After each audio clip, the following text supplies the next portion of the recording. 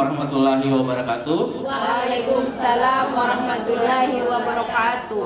Beberapa materi yang baru kami terima dan ini mudah-mudahan sangat bermanfaat bagi kita semua dalam menjalankan aktivitas kita dalam pembelajaran. Ya.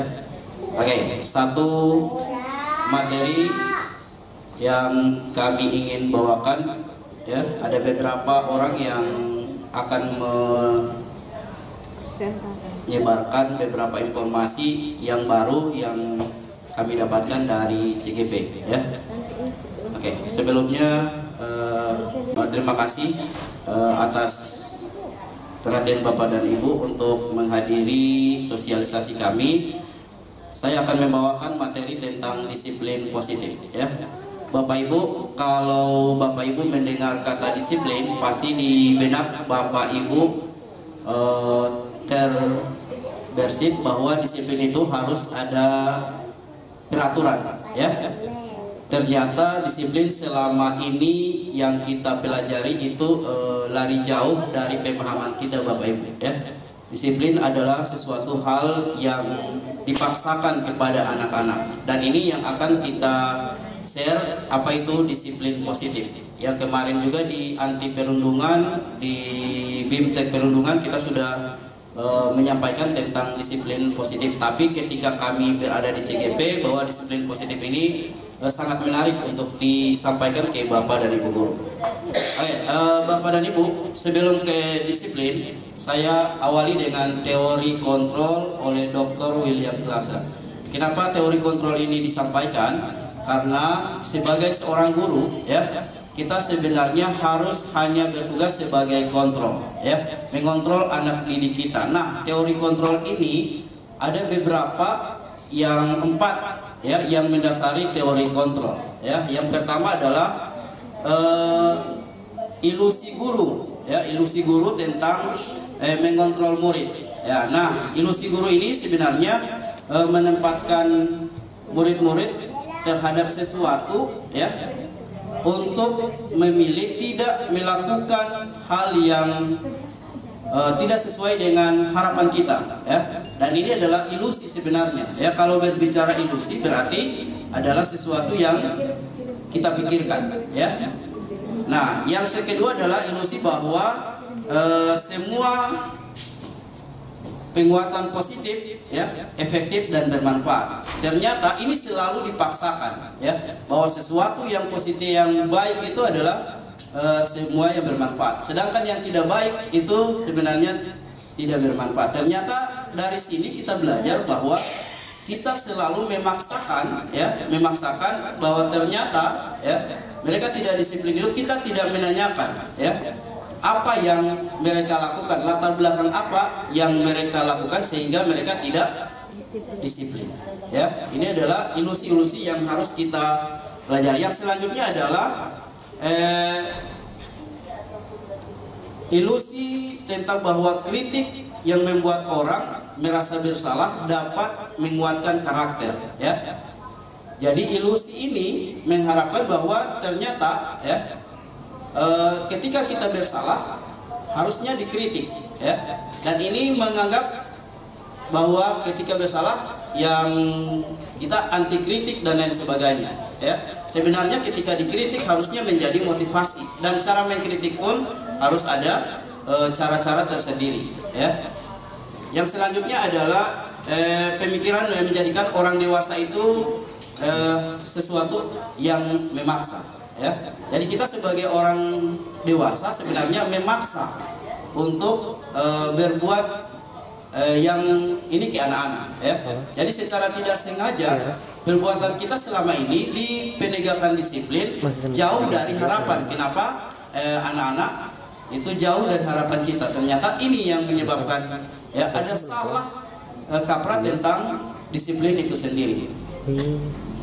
Nah, sekarang yang kita lakukan selama ini adalah sebenarnya cuma stimulus, ya, rangsangan. Nah, sekarang bagaimana merubah paradigma stimulus yang kita lakukan yang tadi, yang kebanyakan kita lakukan merangsang untuk tidak berbuat salah yang sebenarnya, tapi kita harus merubahnya ke paradigma respon anak-anak. Bagaimana anak-anak merespon disiplin yang kita harapkan, ya. Nah, bagaimana caranya, ya? Nah, menurut Stephen Choi, ya, bahwa bila kita ingin membuat kemajuan perlahan sedikit sedikit, ubahlah sikap atau perilaku Anda, ya. Namun bila kita ingin memperbaiki cara-cara utama kita, ya, maka kita perlu mengubah kerangka acuan kita, ya. Nah, ubahlah bagaimana Anda melihat dunia, ya. Ubahlah bagaimana Anda melihat dunia, bagaimana Anda berpikir tentang manusia. Ubahlah paradigma Anda, skema pemahaman dan penjelasan aspek-aspek tertentu tentang realitas, ya. Artinya apa? Ketika kita berhadapan dengan kontrol dan respon, ya. Jadi ini ada perbandingan, tabel perbandingan antara teori kontrol dan teori respon, ya. Nah, teori kontrol selama yang kita laksanakan sekarang adalah yang pertama realitas, ya, kita sama. Ternyata, ya, realitas kita dengan anak didik itu berbeda, ya. Realitas yang kita rasakan dan realitas yang dirasakan oleh anak didik berbeda. Ini adalah teori kontrol dan teori respon. Nah, bagaimana merespon perbedaan ini, ya? Jadi banyak hal nanti sebentar akan dilanjutkan oleh teman-teman saya yang di sampingnya. Selanjutnya adalah semua orang melihat hal yang sama, ya. Orang yang datang selamanya datang tepat waktu adalah, tapi kita tidak pernah melihat, ya, setiap orang itu memiliki gambaran yang berbeda tentang kata terlambat dan lain sebagainya, ya. Yang selanjutnya adalah kita mencoba mengubah orang agar berpandangan sama dengan kita, ya. Jadi kita berusaha merubah orang sama, ya, mengajak anak-anak itu sama dengan kita, ya. Sebenarnya, ya, harusnya kita berusaha memahami pandangan orang lain tentang sesuatu itu adalah harus bermakna global, ya, tentang dunia. Oke. Yang selanjutnya, yang terakhir saja, yang selanjutnya model berpikir menang kalah, ya. Siapa yang menang, siapa yang kalah. Ini yang sebenarnya ada banyak di kita, ya. Anak-anak sharing ini, tapi saya menang, ya. Anak-anak itu kalah, ya. Sebenarnya bukan itu yang teori responnya, itu adalah model berpikirnya harus win-win, ya, atau menang-menang, bukan menang kalah.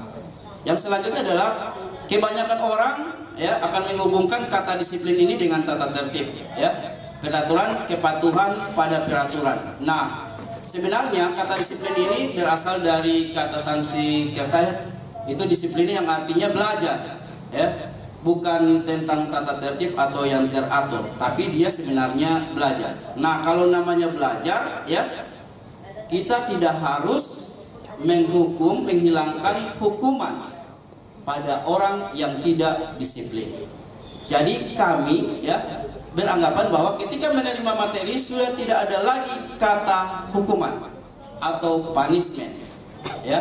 Yang ada adalah bahkan kita mulai mengurangi reward atau penghargaan. Artinya apa?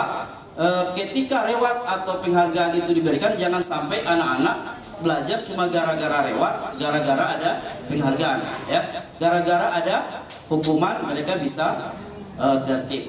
Jadi ini yang makanya menurut Ki Hajar Dewantoro, ya, bahwa kata disiplin positif itu adalah belajar. Jadi ketika orang merdeka, maka dia adalah orang yang mampu menjalani perintah terhadap dirinya sendiri dan terhadap orang lain.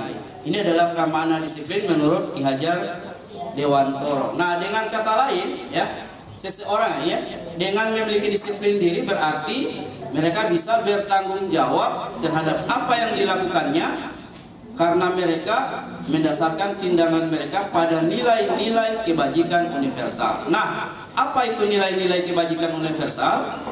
Kebajikan universal itu adalah yang kita pelajari sekarang itu profil pelajar Pancasila, ya. Jadi nilai kebajikan universal itu banyak, menurut 9 organisasi banyak. Tapi yang kita kenal selamanya cuma profil pelajar Pancasila. Tapi menurut organisasi, ada 9 organisasi, toleransi, ya, menghargai dan lain sebagainya itu ada di profil pelajar Pancasila.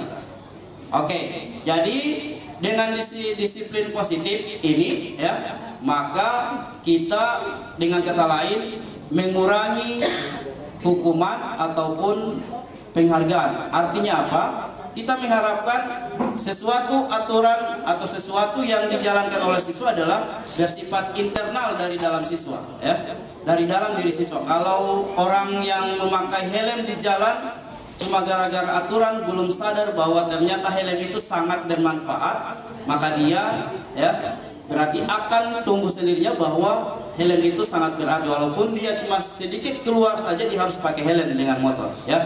Itu berarti adalah disiplin positifnya sudah tertanam dalam dirinya, ya. Jadi mungkin ini saja yang bisa saya sampaikan, ya, dan akan dilanjutkan sebentar kalau ada pertanyaan, ya, itu akan kita buka sebentar pertanyaannya, ya. Saya akan dilanjutkan materi kedua tentang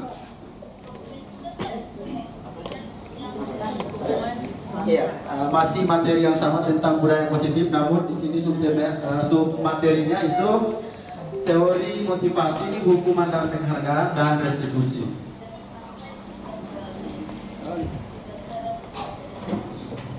Ya, terima kasih kepada Bapak Ibu guru yang telah bersedia untuk meluangkan waktu, ya. Sebelum saya masuk pada materi, Bapak Ibu, mungkin ya kita tahu mungkin ini kegiatan yang kami lakukan di sini bukan salah satu bagian dari Bapak Ibu guru, tapi materi yang kami sampaikan ini adalah kebutuhan bagi kita semua selaku pengajar atau selaku guru, ya. Jadi seperti itu Bapak Ibu.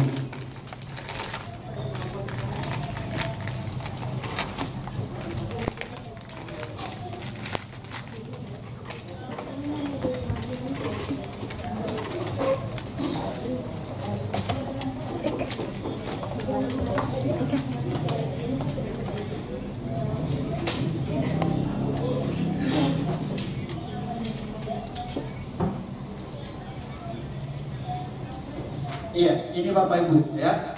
Jadi materi yang saya bawakan di sini adalah teori motivasi, hukuman dan penghargaan serta restitusi, ya. Oke, Bapak Ibu guru, ya, sebelum saya lanjut, mari kita perhatikan sama-sama dulu, ya, apa yang ada di sini. Mari kita tanyakan ke diri kita dulu, ya, ke diri kita sendiri, bagaimana kita berperilaku, Bapak Ibu, ya.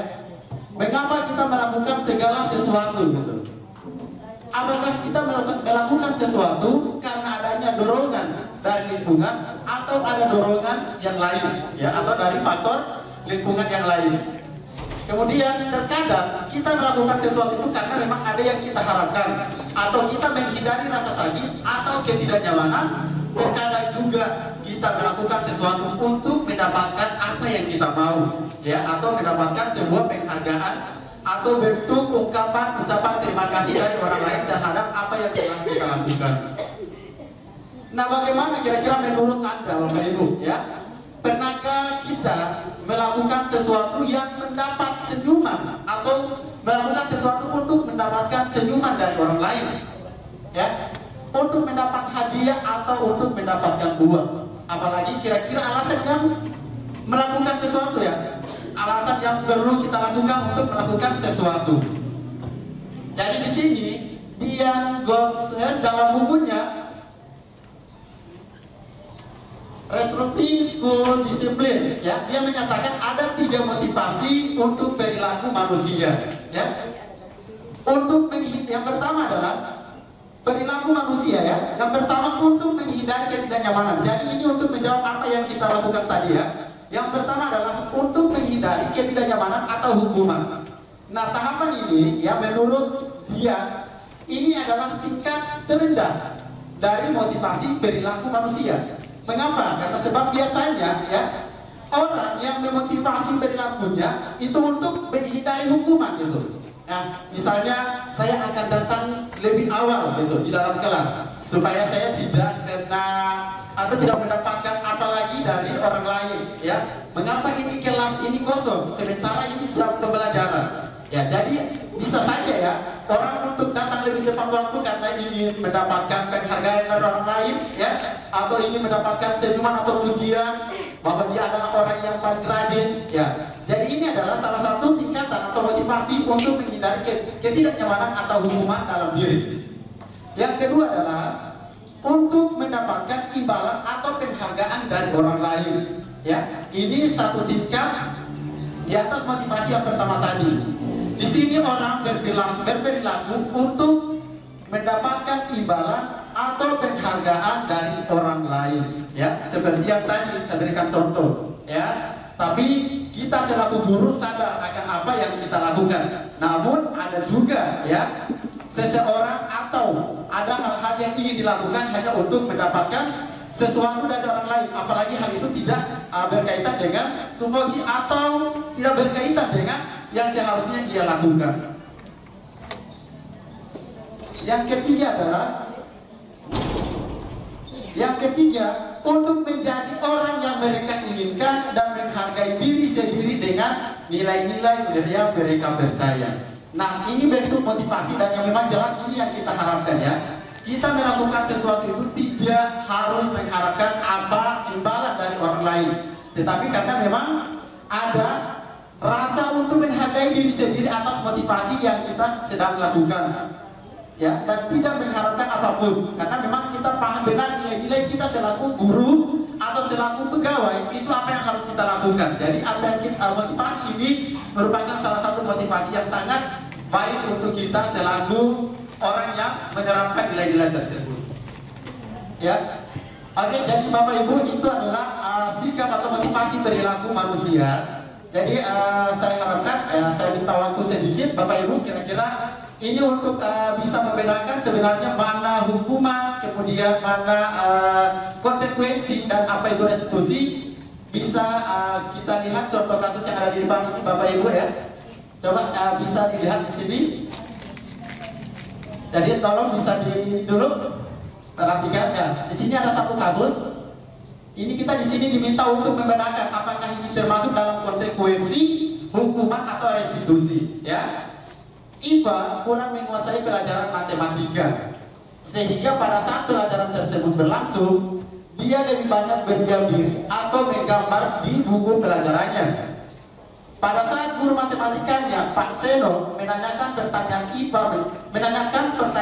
Iva menjadi gugup dan tak sengaja menjatuhkan tasnya dari kursi, serta tiba-tiba menjadi gagap pada saat berupaya menjawab. Seluruh kelas pun tertawa melihat perilaku Iva yang berbicara tergagap dan terkejut.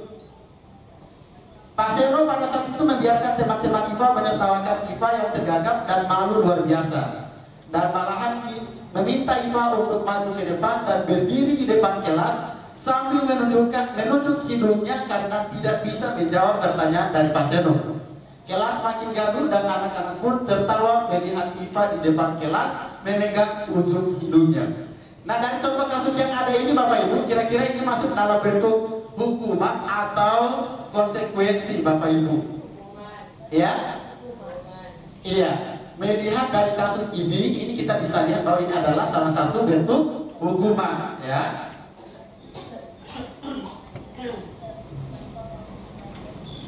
Iya. Apakah kita setuju dengan tindakan Pak Seno tadi? Ya, setuju atau tidak? Karena kita melihat anak ini tidak mengikuti pembelajaran dengan baik. Setuju atau tidak dengan sikap Pak Seno tadi, Bapak Ibu? Tidak, ya. Karena memang di situ ada salah satu bentuk tindakan yang dilakukan secara tidak hanya psikis tapi juga fisik, gitu, ya. Yang kedua, menurut Bapak Ibu, tindakan Pak Seno terhadap Iva adalah sebuah hukuman, makanya tadi, ya, merupakan sebuah hukuman, bukan masuk konsekuensi. Oke Bapak Ibu,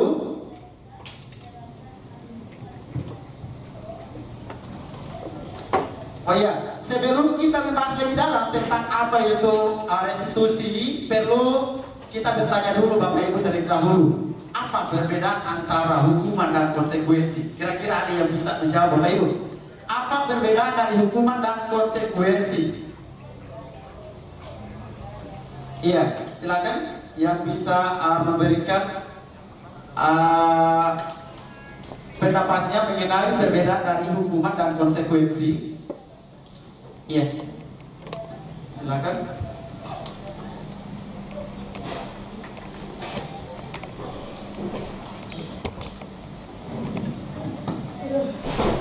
Baik, terima kasih atas kesempatan yang diberikan. Jadi menurut saya perbedaan dari hukuman dan konsekuensi itu dilihat dari bagaimana kita membangun komitmen bersama kepada peserta didik. Jadi berbicara tentang hukuman itu sebenarnya tidak logis antara tindakan yang kita lakukan dengan kesalahan yang dilakukan peserta didik.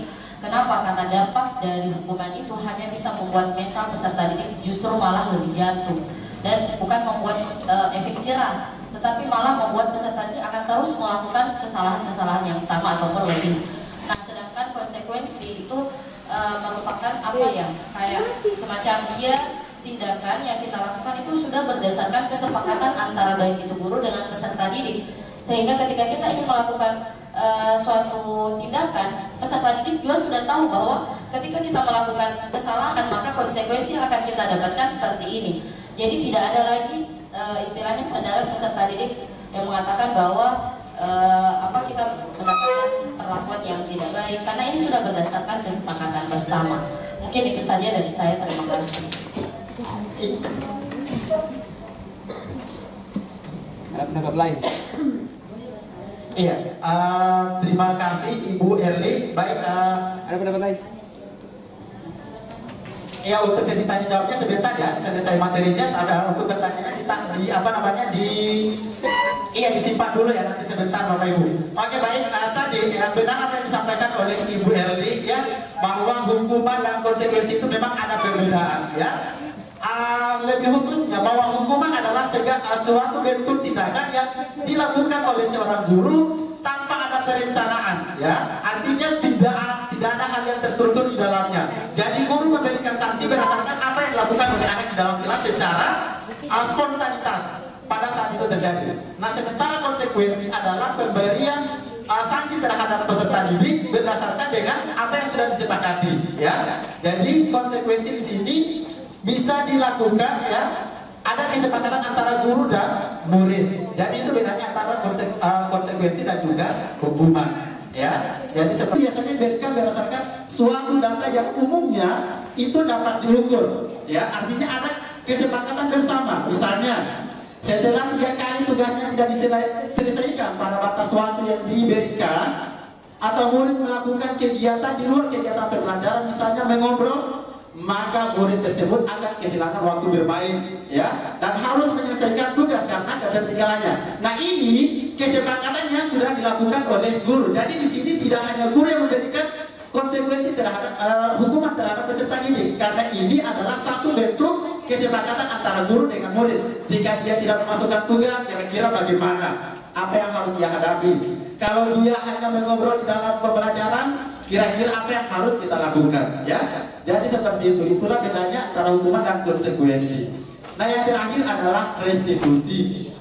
Restitusi adalah proses menciptakan kondisi bagi murid untuk memperbaiki kesalahan mereka. Dalam hal ini kita memberikan kesempatan kepada peserta didik mencari solusi atau memberikan kesadaran diri dalam peserta didik mengenai apa yang telah mereka lakukan atau kesalahan apa yang telah mereka lakukan.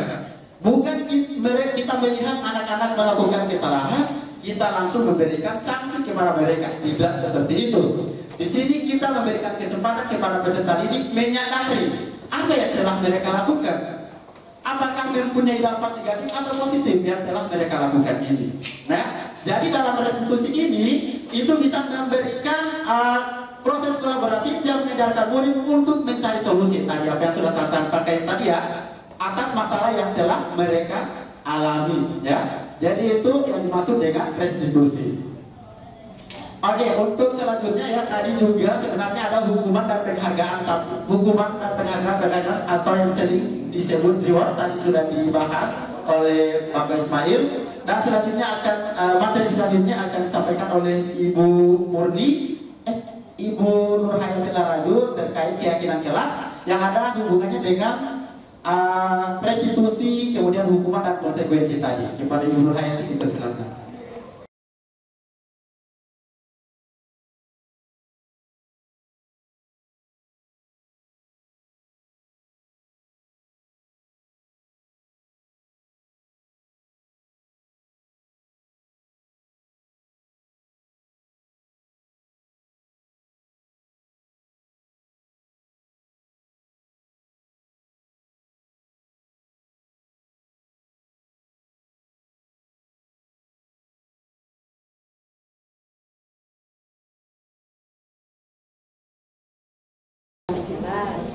Ya, terima kasih atas kesempatan yang diberikan.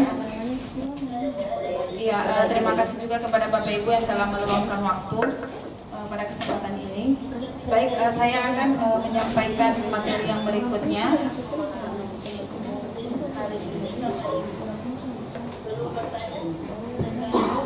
Terkait membangun keyakinan kelas sebagai budaya positif. Ini jadi masih ada hubungan dengan materi yang sebelumnya disampaikan oleh Pak Ismail Anapia dan Pak Ismail Tuke. Ya, jadi membangun keyakinan kelas sebagai budaya positif itu berangkat dari latar belakang di mana menumbuhkan karakter murid yang kuat melalui penanaman budaya positif di sekolah merupakan hal yang sangat penting untuk diwujudkan. Jadi perwujudannya adalah dengan membentuk kesepakatan kelas.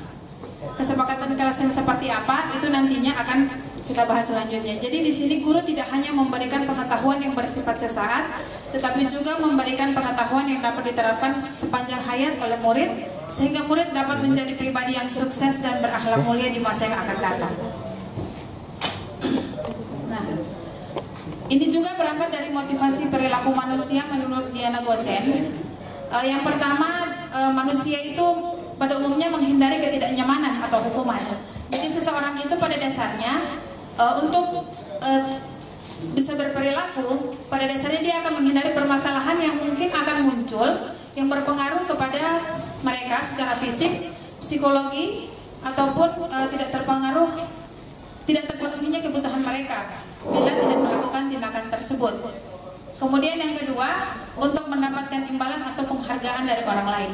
Nah, pada dasarnya banyak orang atau murid itu melakukan sesuatu karena memang ada iming-iming hadiah atau reward yang diberikan.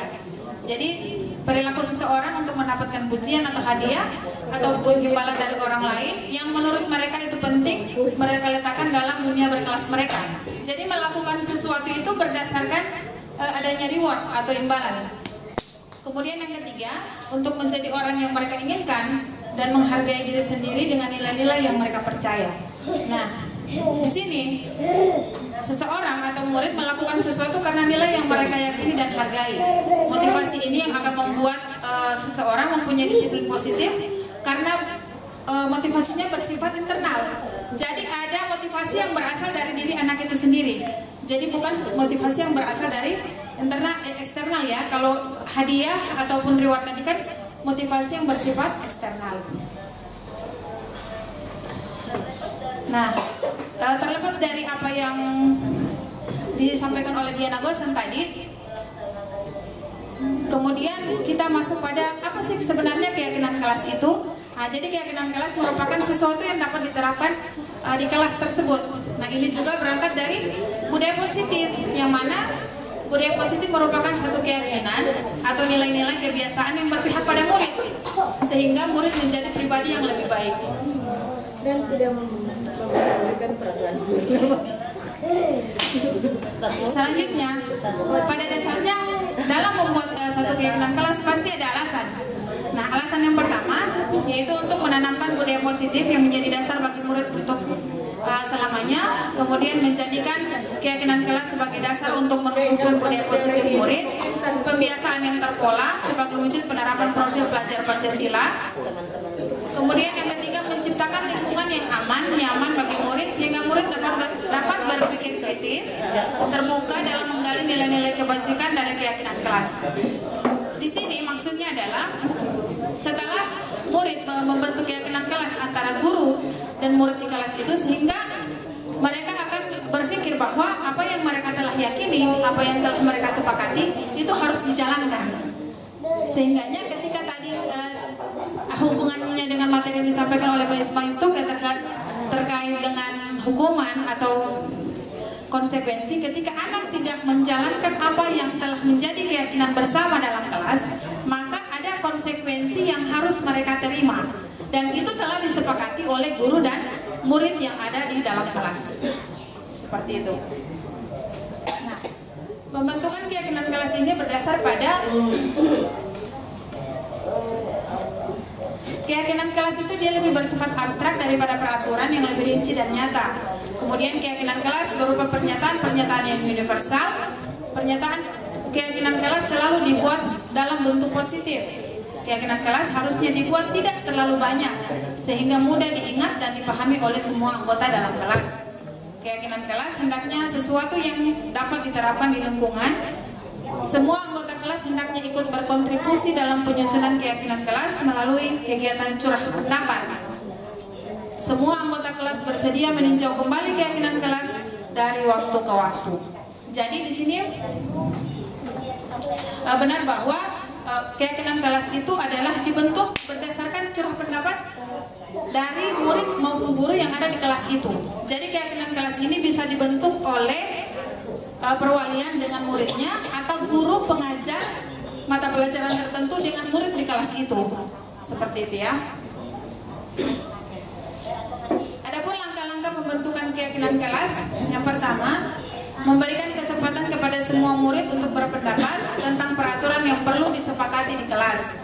Kemudian mencatat semua masukan di papan tulis atau kertas besar sehingga semua siswa bisa melihat. Menyusun keyakinan kelas sebagai prosedur pembentukan keyakinan kelas, mengubah kalimat negatif menjadi positif. Contohnya, biasakan kalau ada larangan jangan berlari di kelas, jadi diubah menjadi kalimat positif, berjalanlah di kelas. Jadi itu salah satu bentuk larangan yang berupa kalimat positif.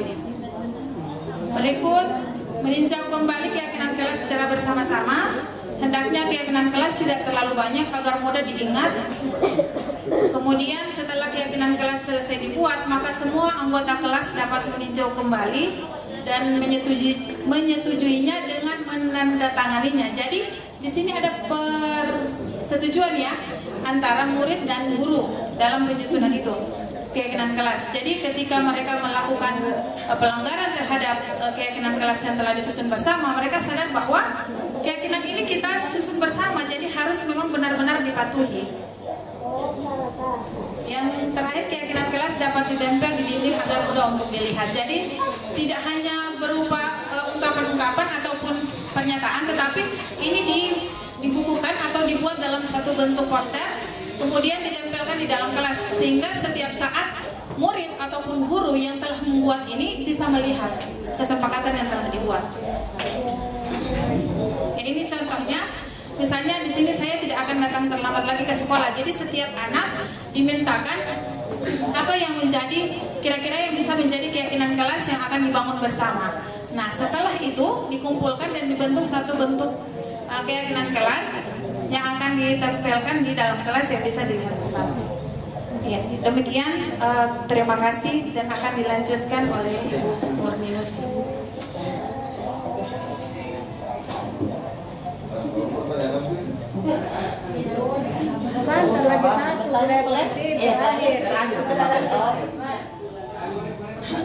Terakhir Pak.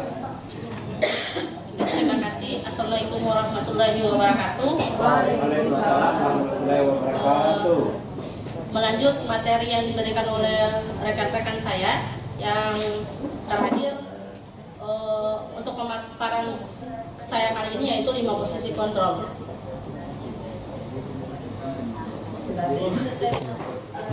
Agak sebelum saya masuk ke materi, di sini ada pertanyaan pemantik ya, yaitu bacalah kasus di bawah ini. Dan kasus yang pertama yaitu Tisa dan Hana dipanggil masuk ke ruangan Ibu Dewi. Kepala sekolah SMA Makmur, Ibu Dewi baru saja mendapatkan pengaduan dari Ibunda Tisa bahwa Hana menggunakan kata-kata kasar dan merendahkan Tisa di sosial media. Kasus yang kedua yaitu Anto jarang sekali hadir di pembelajaran jarak jauh, dan pada saat hadir Anto seringkali menggunakan kata-kata kasar di kolom chat, mengejek teman-temannya. Hal ini sudah sangat mengganggu dan beberapa orang tua murid yang mengikuti pembelajaran daring mengeluhkan tentang perilaku Anto di pembelajaran jarak jauh. Pertanyaannya yaitu, bila Anda posisikan Anda sebagai seorang kepala sekolah, posisikan Bapak Ibu sebagai seorang kepala sekolah, yaitu apa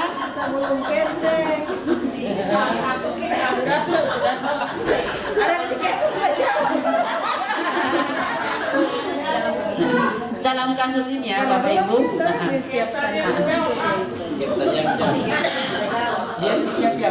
Iya, tidak apa-apa juga kalau tim Pak Kemsek yang menjawab. Yaitu pertanyaannya, penerapan disiplin apa yang akan Anda lakukan untuk kasus Hana dan kasus Anto? Terus mengapa Anda mengambil itu?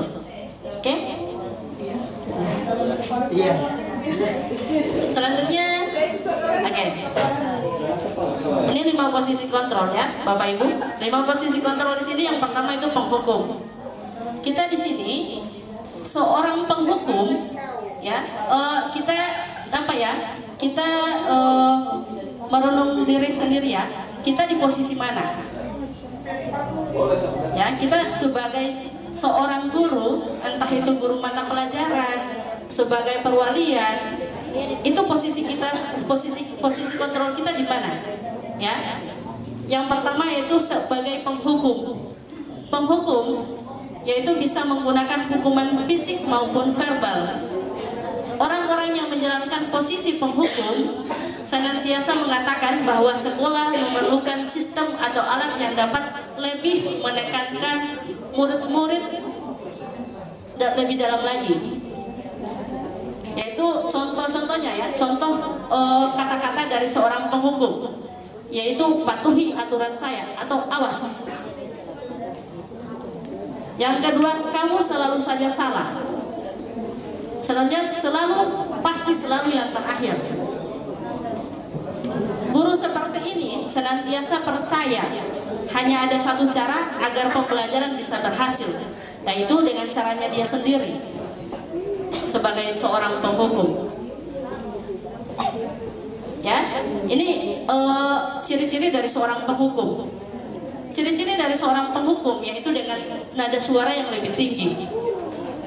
Ya, awas kalau kamu tidak masuk, gitu.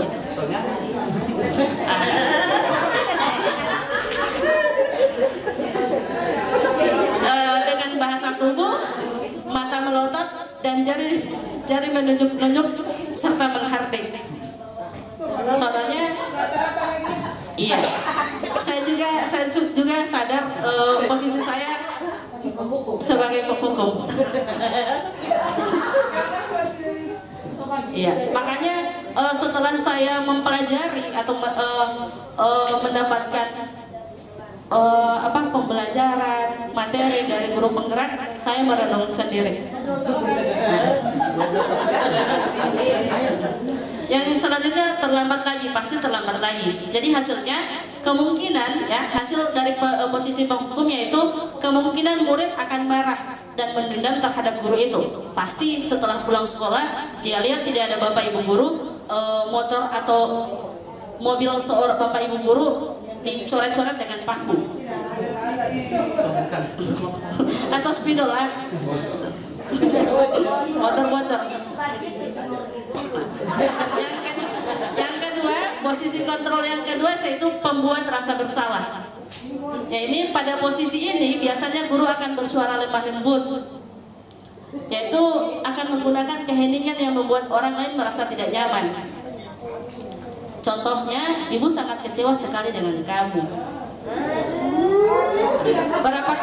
Berapa kali ibu harus memberitahu kamu? Gimana coba kalau orang tua kamu berbuat begini?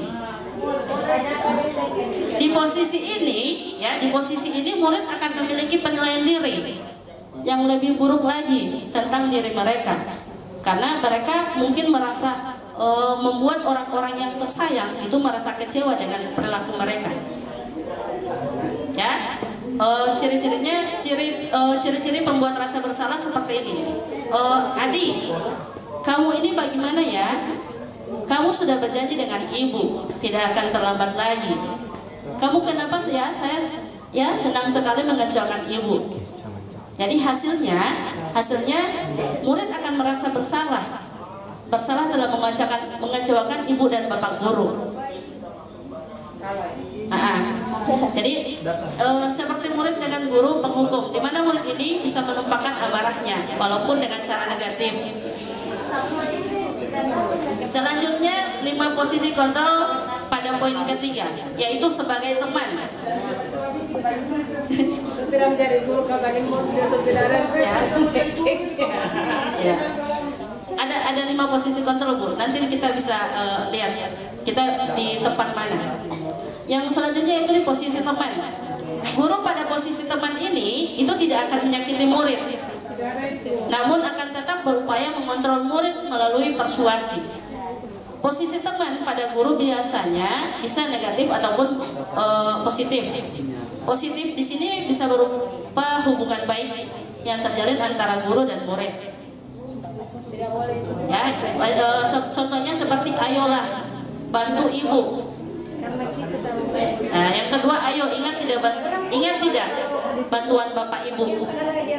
Kalau hal negatif adalah bila suatu saat guru tersebut tidak membantu, maka murid akan kecewa dan berkata, saya pikir bapak ibu teman saya atau bestie. Iya. Ciri-ciri dari guru sebagai teman yaitu nada suara ramah, akrab dan bercanda. Bahasa tubuh merapat pada murid dan memberikan senyuman jenaka pada peserta didik. Hasilnya, murid akan merasa senang dan akrab dengan guru. Ini termasuk dampak yang positif. Hanya saja di sisi negatif, murid akan menjadi tergantung pada guru tersebut. Jadi ketika ada masalah, selalu guru itu yang akan dicari untuk membantu menyelesaikan masalahnya. Tapi kalau guru itu tidak bisa membantu, murid itu akan merasa kecewa. Ibu ini sobata mantorang baru tidak bisa mau membantu saya. Seperti itu. Yang keempat yaitu pemantau. Pemantau di sini yaitu memantau berarti mengawasi. Pada saat kita mengawasi, kita bisa bertanggung jawab atas perilaku orang-orang yang kita awasi. Contohnya, peraturannya apa? Apa yang telah kamu lakukan? Sanksi atau konsekuensinya apa jika kamu melakukan itu? Ya, jadi seorang pemantau di sini sangat mengandalkan perhitungan. Ada data. Ya, ciri-ciri yaitu dengan nada suara datar, bahasa tubuh yang formal. Contoh yaitu Adi, tahukah kamu jam berapa kita mulai? Tahu Pak. Kamu terlambat 15 menit. Apakah kamu sudah mengerti konsekuensi yang harus dilakukan bila terlambat? Paham Pak, saya harus tinggal kelas pada jam istirahat nanti dan mengerjakan tugas atas ketertinggalan saya. Hasilnya, murid memahami konsekuensi yang harus dijalankan karena telah melanggar salah satu peraturan sekolah. Ya. Selanjutnya pada posisi kontrol yang terakhir, yaitu manajer. Di posisi yang terakhir ini, ya, manajer adalah posisi di mana guru berbuat sesuatu bersama dengan murid, mempersilahkan murid mempertanggungjawabkan atas perilakunya, mendukung murid agar dapat menemukan solusi atas permasalahannya sendiri. Seorang manajer telah memiliki keterampilan di posisi teman maupun pemantau. Ya. Selanjutnya, pada posisi ini manajer suara guru sebaiknya tulus, tidak perlu marah-marah. Contohnya, Adi, apakah kamu mengetahui jam berapa sekolah dimulai? Atau ya, jadi kamu terlambat. Kira-kira bagaimana kamu akan memperbaiki masalah ini? Seperti itu, seperti yang dijelaskan oleh Pak Ismail Tuke tadi, yaitu restitusi. Oke, ini ada kasus, cuma kita dibatasi oleh waktu. Terima kasih, saya kembalikan kepada moderator. Ya, Bapak Ibu, demikian materi kami. Kami memberikan waktu 5 menit karena rapat akan segera dimulai. Ya, 5 menit untuk menanyakan apa yang kami bahas saja. Ya, kami yakin kalau Bapak Ibu ingin sekali mengikuti seperti kami, angkatan 8, 9, 10 kita Bapak Ibu. Tidak ingin. Ayo Bapak Ibu, kami minta ikut CGP. Ya. Ayo silakan Pak Mus. Ya, terima kasih. Assalamualaikum warahmatullahi wabarakatuh. Waalaikumsalam. Ya, ini kita lihat di kondisi yang kita lakukan itu untuk keterlambatan siswa. Jadi apa kita perlu hukuman atau konsekuensi yang akan kita lakukan? Apakah kita perlu hukuman atau konsekuensi untuk menyadarkan siswa? Bagaimana menurut Bapak penyanyi? Apakah kita hukuman atau konsekuensi yang kita perlukan untuk menangani siswa-siswa yang terlambat? Terima kasih. Baik, kita lihat di kondisi real. Ya, silakan. Satu kali. Oke, assalamualaikum warahmatullahi wabarakatuh. Pertanyaan pertama, dari mana itu tegonya? Yang kedua, Diana Gones, Sisgon. Yang kedua, Pak, jika ada seorang siswa, saya melihat ini disiplin kontrol posisi kontrol ini di PMM. Jika ada seorang siswa macam tadi, ada perwalian saya selalu melanggar peraturan, ya sudah diselesaikan di PK, sudah berjanji. Kemudian dia mengulangi lagi dengan masalah yang baru. Apakah dengan masalah baru ini masih tetap menggunakan segitiga restitusi? Yang kedua, Bapak Ibu, sebagai penghukum, pembuat merasa bersalah, pemangku dan manajer itu mana yang menggunakan segitiga restitusi? Terus apakah penerapan segitiga restitusi ini dapat meminimalisir pelanggaran di sekolah, disiplin sekolah? Terima kasih. Ya, terima kasih. Satu lagi. Ada. Sebenarnya saya tadi ada. Oh, belum. Sudah jadi jadi. Ayo sama kita. Saya itu benar.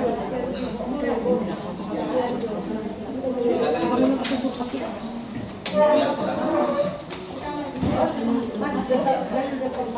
Iya, silakan Men, kalau Men.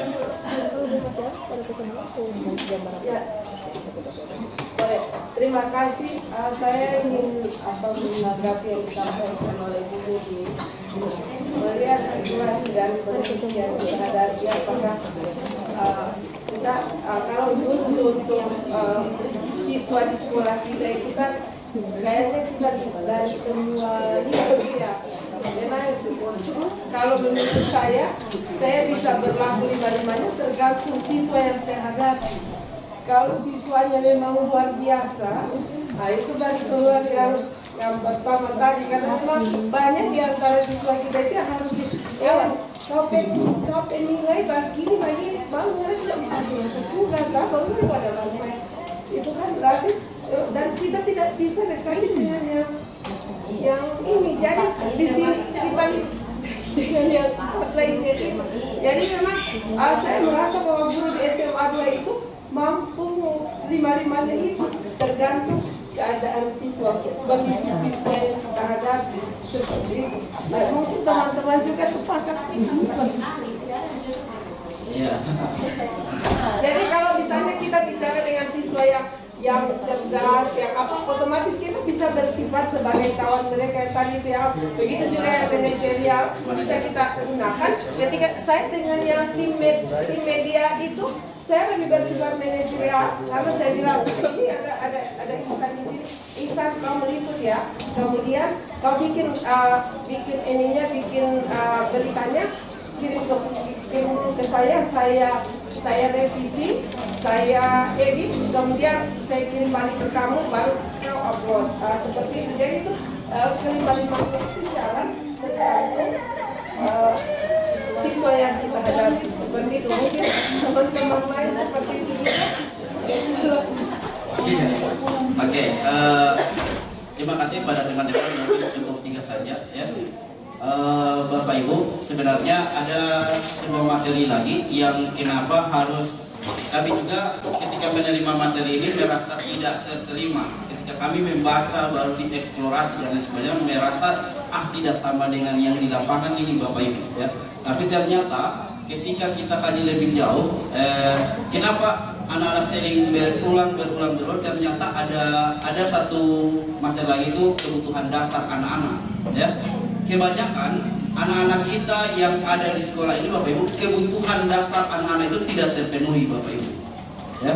Yang pertama kebutuhan dasar atas kasih sayang ya, rasa cinta ya, perasaan, mengungkapkan kenyamanan, perasaan, kebutuhan dasar makan, minum dan sebagainya itu rata-rata masih banyak. Dan ini yang kemungkinan besar ya, kita akan carikan solusi, bukan membantu mereka, tapi kita akan carikan solusi bagaimana hal ini tidak terjadi. Dan untuk yang Pak Muslim pertanyaan tadi, apa hukuman yang kita lakukan, hukuman atau konsekuensi yang kita lakukan terhadap anak-anak yang terlambat itu nanti akan dijelaskan oleh Pak Ismail. Tapi rata-rata Bapak Ibu ya, kenapa hal ini terulang terhadap anak? Rata-rata ada kebutuhan yang tidak terpenuhi di anak-anak ya. Ada 5 kebutuhan dasar yang kita tidak tahu yang mana anak-anak tidak terpenuhi. Ini saja yang bisa saya sampaikan ya. Ada kebutuhan dasar, ada yang paling ini itu adalah kebutuhan rasa cinta, kasih sayang dari orang tua ya. Itu yang sama sekali tidak, maksudnya rata-rata anak kita tidak ini ya. Kalau makan minum oke, tapi kebutuhan akan cinta, kasih sayang, kenyamanan di dalam rumah, kesenangan dalam rumah itu rata-rata ya, kenyamanan belajar di rumah itu rata-rata tidak. Ini Bapak Ibu ya. Mungkin itu saja yang bisa saya sampaikan. Dan untuk pertanyaan Pak Muslim,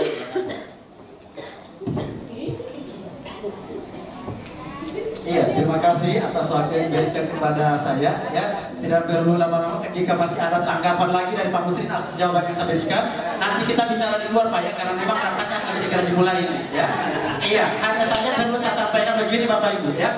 Perlu kita ketahui dan perlu kita tekankan dan tanamkan dalam prinsip kita selaku seorang guru adalah proses pendidikan yang kita lakukan adalah menuntut berdasarkan filosofi KHD ya. Kita berusaha menuntut peserta didik, bagaimanapun cara mereka, kita harus berusaha menuntut mereka ke hal yang lebih baik lagi.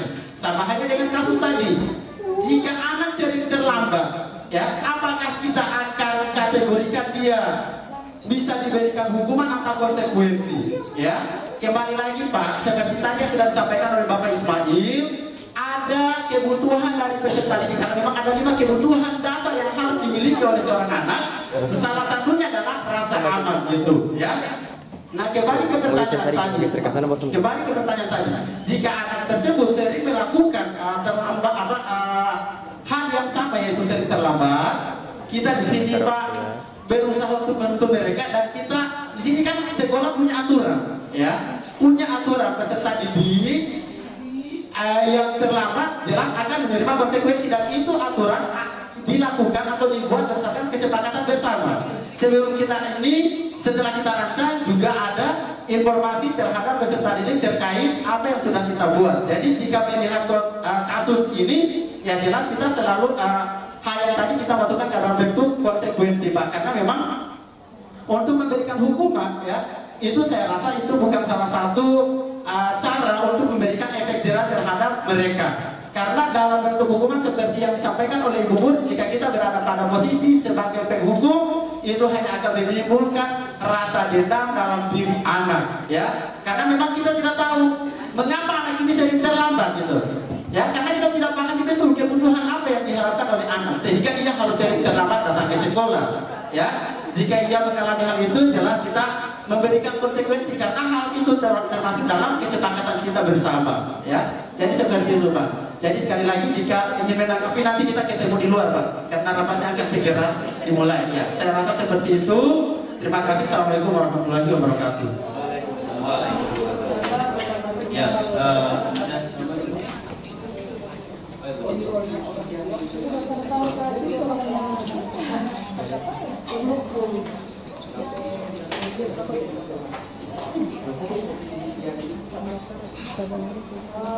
terima kasih atas pertanyaan yang diberikan oleh Bapak Ibu Guru. Ya, pertanyaannya saya menanggapi dulu pertanyaannya sama Memsunasi ya, tanggapannya Memsunasi ya. Kalau kita melihat situasi peserta didik yang ada di SMA Negeri 2 Gorontalo ini, mungkin kelima posisi kontrol ini ada di diri guru itu sendiri, karena mengingat tergantung peserta didik yang kita hadapi. Ya, jadi tapi seperti yang dikatakan lagi oleh Pak Ismail Anamia dan Pak Ismail Tugel, kita melihat 5 kebutuhan dasar peserta didik itu. Ya, jadi ada di 5 kebutuhan dasar peserta didik. Saya saja waktu pertama sekali ya mengikuti atau menerima materi ini, saya merasa setengah mati, tulang belakang, setengah mati mau diterapkan di SMA 2, karena rata-rata siswa SMA 2 seperti ini. Masa kita hanya dengan menggunakan ini, apakah bisa merubah sikap dan tingkah laku sama pola pikir peserta didik yang ada di SMA 2? Tetapi setelah saya mengkaji lebih dalam lagi tentang 5 kebutuhan dasar anak, ternyata kita memang harus memposisikan diri kita sebagai manajer seperti itu. Terima kasih. Untuk yang selanjutnya, Ibu Titin, apakah penanganan masalah tetap menggunakan segitiga restitusi? Iya, tetap harus menggunakan segitiga restitusi, yaitu menstabilkan identitas,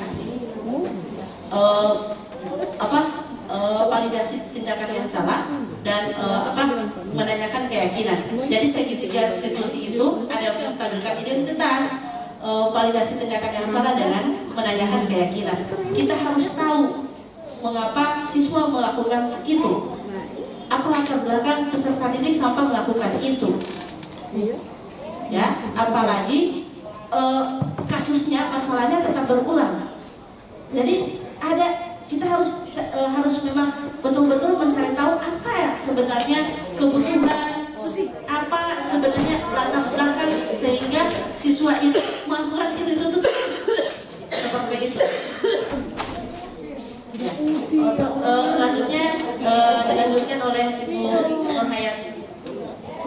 Ya, saya rasa jawaban dari Ibu tadi sudah cukup ya, karena jam 2 itu juga sudah menuju pukul 14 kurang 3 menit. Ya, Bapak Ibu, kami ucapkan terima kasih atas perhatiannya. Billahi taufiq wal hidayah. Assalamualaikum warahmatullahi wabarakatuh. Waalaikumsalam warahmatullahi wabarakatuh.